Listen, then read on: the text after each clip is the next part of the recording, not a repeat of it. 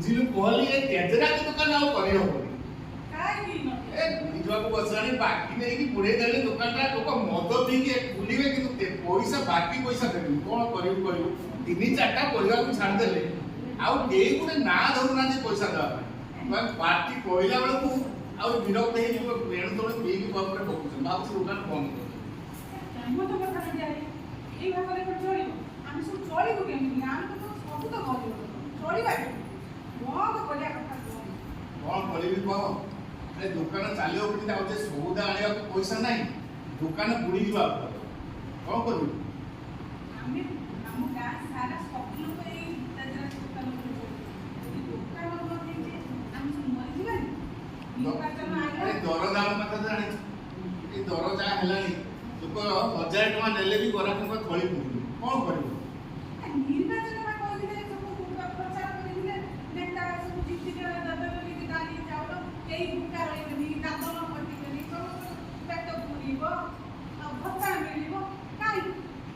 ଡାଲି କିଲୋ ତ 180 ତ କୁନ୍ଦୁରି କିଲୋ 40, ଆଳୁ କିଲୋ 38। କଣ କି ଯୁଗ ହେଲା? କଳିକାଳରେ କହିଲି ଏ କଳିକାଳ ହଁ ସେଇଆ କଣ କରିବା କହ? ଆରେ ସେଇଆ କହିଲି ପୁରା ପଞ୍ଚାୟତ ଅଫିସ ଯାଇଥିଲି, କଣ ମନ୍ତ୍ରୀ ଆସିବେ ବୋଲି କହୁଥିଲୁ, କଣ ବୋଲୁ କି? ହଁ ଯାଇଥିଲି ପରା ଲୁଟା ରହିଲା ପଞ୍ଚାୟତ ପଡି ଗାଁ ସାରା ଲୋକ ସେଇଠି ନେତା ଆସିବେ ସେଥିପାଇଁ କେତେ ସାଜସଜ୍ଜା ବାଜା ବାଜୁଛି ବୁଲିବ ବୋଲିକି ରୋଷେଇ ବାଲା ଠିଆ ହେଇକି ରହିଛି। ନେତାଙ୍କର ଦେଖା ଆସିଲା ଆସିଲା ତାଙ୍କର ବଡ ବଡ ଗାଡି ସବୁ ଆସିଲେ ନା କେତେବେଳେ ଆସିଲେ? ଦିଟା ଅଧା ବେଳକୁ ଯାଇକି ଆସିଲେ କିଏ ନା ନେତାଙ୍କର ଚଳନ୍ତି ପ୍ରତିମା। ଚଳନ୍ତି ପ୍ରତିମା ହଁ ପରା ମାନେ ନେତାଙ୍କର ଗୋଟେ ଫୋନ ଆଇଲା, ସିଏ ଦିଲ୍ଲୀ ପଳେଇଲେ ଯାଇଥିଲେ। ଆଉ ଆମେ ଅନେଇଥିଲୁ ନେତାଙ୍କୁ ଦେଖିବୁ, ନେତାଙ୍କର ଚଳନ୍ତି ପ୍ରତିମା ତାଙ୍କର ଟମି କୁକୁର ଆଇଲା, ସିଏ ଭତ୍ତା ମାଗିବ।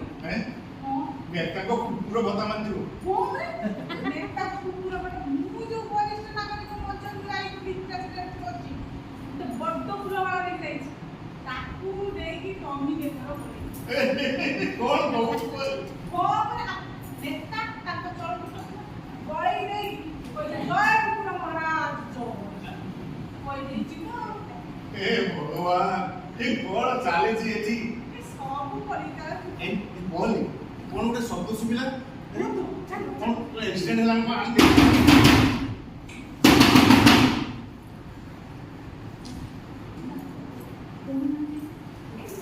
ଶବ୍ଦ ହେଲା। ଆରେ ଲାଗୁଛି ବୋଧେ ଆକ୍ସିଡେଣ୍ଟ ହେଇଛି। ସେଇ କାର ବାଲାଟା ବୋଧେ এই বাইক ବାଲାଟାକୁ ଧକ୍କା ମାରି ଚାଲିଗଲା। ମୁଁ ପାଖକୁ ଯାଇ ଦେଖେ। ହେ ଭଗବାନ, ଏଠି ତ ଗୋଟେ ଆକ୍ସିଡେଣ୍ଟ ହେଇଛି। ଏ ଲୋକଟା ଉପରେ ବୋଧେ ସେ ଗାଡି ଚଲେଇ ଚାଲିଗଲା। ୟା ମୁହଁଟା ତ କିଛି ଚିହ୍ନି ହଉନାହିଁ, ପୁରା କ୍ଷତାକ୍ତ ହେଇଯାଇଛି। ଏକୁ ଶୀଘ୍ର ଡାକ୍ତରଖାନା ନ ନେଲେ ଏ ତ ଆଉ ବଞ୍ଚିବେ ନାହିଁ। Help help please help uncle, ଟିକେ ଗାଡି ରଖନ୍ତୁ ଅଙ୍କଲ। ଆରେ ଏଇ ତ अरे अंकल अंकल को देखो ना, से एक्सीडेंट है जी। अरे इतनी लोग तो इस लोग को चिन्ह होने। अरे ये तो बाइक जा पड़ी, ये तो अरे बा आगे तू जसवंत बाबू को छो ना? हां अंकल देखिल मैं जानना चाहूं। अरे देखिल बाइक टा तो बापा को बाइक बोले देखो चिन्ह देखिल ए मोटे वो तो चिन्ह होनी ना ये बुरा हां ये तो बापा को गाड़ी बापा नंबर प्लेट देख तो हां हां हां ये नंबर प्लेटटा बापा तो जे सकाल सकाल बाहर के मार्केट जीवा भाई मुझे ये फोन करने जसवंत बाबू थाले नहीं वो बापा को सहित कोई है ही परिबो नहीं। बापा बापा बापा तुम उठो, बापा बापा वो तुम छियो बापा उठो बापा मु दी ना बापा मुझे ये जाओ बापा बापा अच्छी बोलो बापा बापा ए मां ए गाड़ी के अटकिलानी हम शीघ्र डाक्तरखाना नबो पड़ियो एमिति घरदोरा आइटम हबनु से भल ही जिवे व्यस्त होना।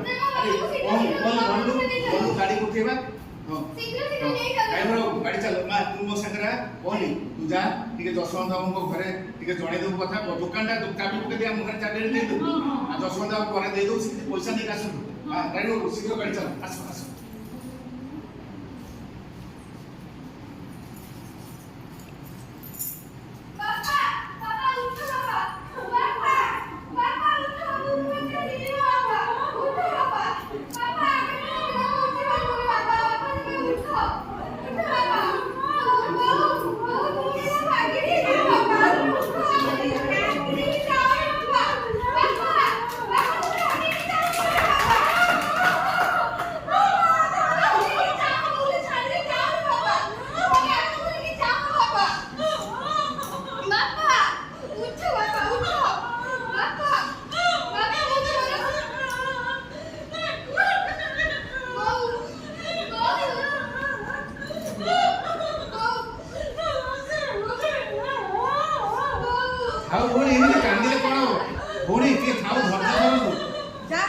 ହେଲା ଭଉଣୀ ନା ବାପା ତୁ ମା।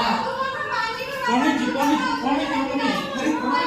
अरे यही तो जसवंत बाबू अरे जसवंत बाबू ये जसवंत बाबू अरे ए मां तो जसवंत बाबू आसले देखले जसवंत बाबू